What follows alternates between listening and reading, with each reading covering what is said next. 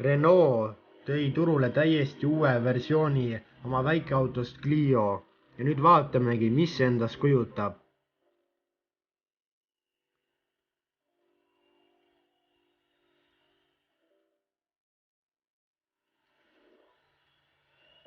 Naisfluksori proovisõit alustab taas.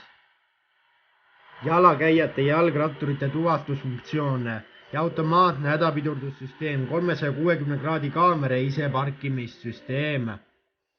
Ja tema disain näeb väga ilus välja, kuid kohati jääb selline mulje, et sellise disainiga oleks ju võinud juba turule tulla 2015. aastal Clio puhul.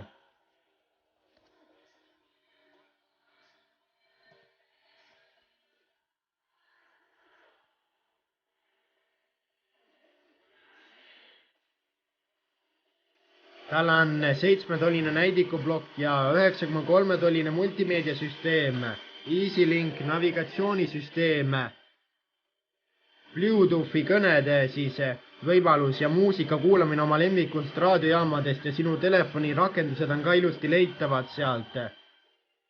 Ja iga 2 minuti järel uuendab TomTom reaalaja liiklusinfot.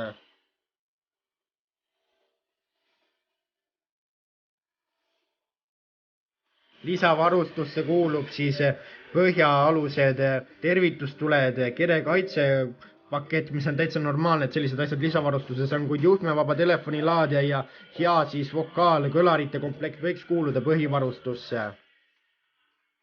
3-silindriline bensiinimootor kettülekandega 65 või 75 hobujõudu jõuab müügile ka järgmisel aastal. Diiselmootor 100 hobujõuline 6-käigulise manuaaliga või X-Tronic automaatkäigukastiga 4,4 liitrit 100 kilomeetrile. Täitsa hea tulemus ja ka hübriidmootor 130 hobujõudu 7-käigulise automaatkäigukastiga 4-silindriline mootor otsepritsega turbomootor, kuid keskmine kütusekulu 5,2 liitrit 100 kilomeetri kohta. No mis asjast te sellest hübriidajamist ja sinna toppisite, siis kui see kütusekulu ikka nii suur on.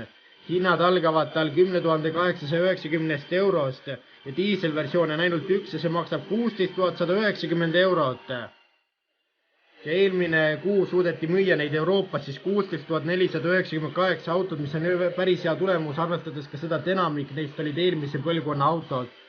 Renault Clio on väga hästi õnnestunud auto ja naisfluksori kiidab selle heaks, mis tähendab, et selle autol on kõik teed nüüd valla.